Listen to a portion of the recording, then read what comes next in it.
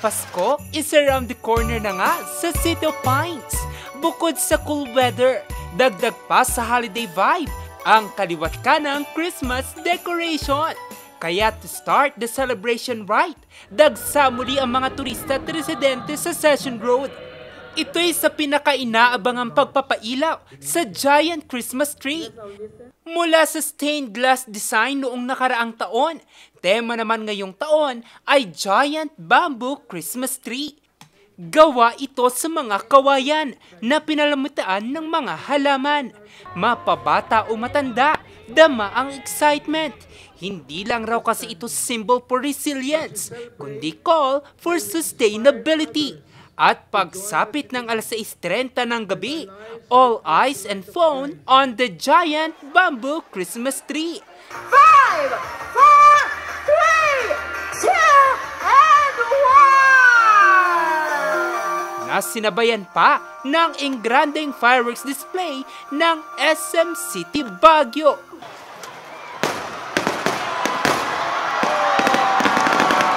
Sulit naman ang experience para sa first-time Baguio tourist na si Nanay Lorita na fresh from Camp Sur.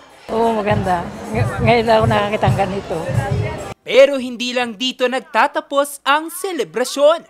Pagkatapos ng pagpapailaw, umarangkada naman ang taunang Lantern Parade ng St. Louis University.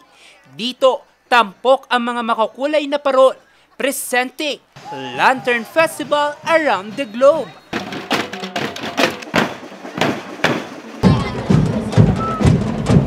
Bawat parol, dinisenyohan ayon sa kultura at tradisyon ng iba't ibang bansa. Mayroong ibinida ang Yifeng Lantern Festival ng Thailand. May mga naglalakihan ding parol na hugis dragon. Bida din ang kultura mula sa Moon Lantern Trail Festival ng Australia. At hindi rin nagpahuli ang ating mga opa, presenting Seoul Lantern Festival ng South Korea. Ang mga parol, isinasayaw ng mga estudyante habang pababa ng Session Road hanggang Melvin Jones Grandstand. Abangers tuloy ang mga turista, for the gram and for the reels. Damang-dama na po yung Christmas kahit na kakastart pa lang po ng Advent season. Dahil sa mga different colors ng lanterns and as well as the Christmas tree. The lanterns are pretty wonderful. Very beautiful. Ang ganda, sir, as in, bilang SLU student, very proud po ako sa aking school. Sa likod ng makukulay na parol ay mayroong malalim na simbolismo at mensahe ngayong Pasko. By lighting this Christmas tree, we are together declaring Baguio as the light of the world, the light of our country, the Philippines. Bagamat samot-saring isyo at sakuna ang kinahaharap ng bansa ngayong taon, mahalaga pa rin daw na huwag mawalan ng pag-asa.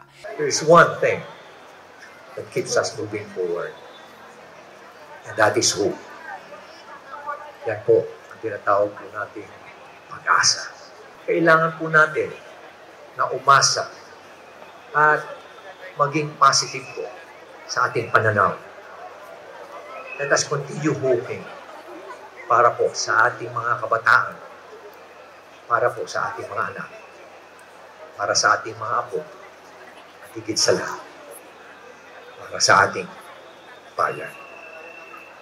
Umabot naman sa halos 1,400 na kinatawan ng Baguio City Police Office ang idineploy para matiyak ang seguridad ng publiko.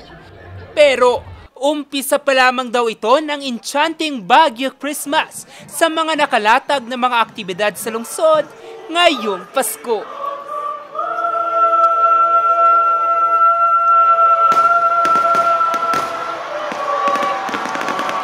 Jose Robert Inventor, RNG News.